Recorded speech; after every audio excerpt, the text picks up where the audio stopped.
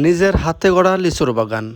সেই বাগানের লিচু রক্ষা করতে গাছের পাশে ছোট্ট একটি টংঘর বানিয়েছিলেন কৃষক মোহাম্মদ আজিজুল মোল্লা। বয়সের ভারে নুজ হলেও শেষ বয়সে তার একটাই চেষ্টা ছিল কষ্টের ফল যেন চুরি না হয়। কিন্তু সেই টংঘরই হয়ে ওঠে মাদকসেবীদের আড্ডাখানা। আর মাদক সেবন ও লিচু চুরিতে বাধা দেওয়ায় শেষ পর্যন্ত প্রাণ দিতে হলো বৃদ্ধ আজিজুলকে।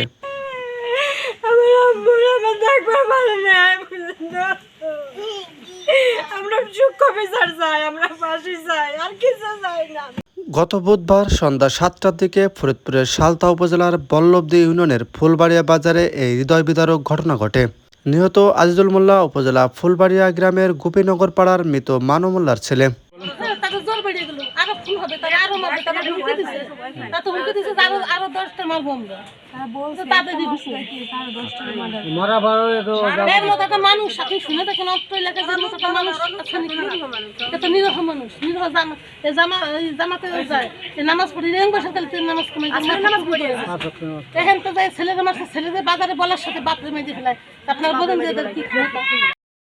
স্থানীয়দের সঙ্গে কথা বলে জানা যায়, আজিজুলের লিচুর বাগানে রাত হলেই জড়ো হতো একদল মাদকসেবী। অভিযোগ রয়েছে পার্শ্ববর্তী সোনাপুর ইউনিয়নের চরবাংলার গ্রামের মোশারেফ মুন্সির ছেলে শাকিল মুন্সি ও তার সহযোগীরা সেখানে মাদক সেবনের পাশাপাশি বাগানের লিচুও চুরি করে রেখেতেন। দীর্ঘদিন ধরে বিষয়টি সহ্য করলেও এক পর্যায়ে প্রতিবাদ করেন আজিজুলের ছেলে আকরাম। এতে ক্ষিপ্ত হয়ে আকরামকে মারধর করে শাকিল ও তার ভাই তুষার। পরিবারের সদস্যরা জানান, ছেলেকে মারধরের খবর শুনে সন্ধ্যায় ফুলবাড়িয়া বাজারে যান বৃদ্ধ আজিজুল।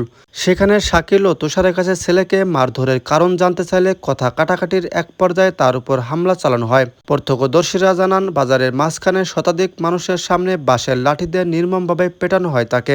এক পর্যায়ে মাটিতে লুটিয়ে পড়েন অসহায় বৃদ্ধ। পরে স্থানীয়রা গুরুতর আহত অবস্থায় আজিজুলকে উদ্ধার করে ফরিদপুর মেডিকেল কলেজ হাসপাতালে নিয়ে গেলে রাত 9টার দিকে কর্তব্যরত চিকিৎসক তাকে মৃত ঘোষণা করেন।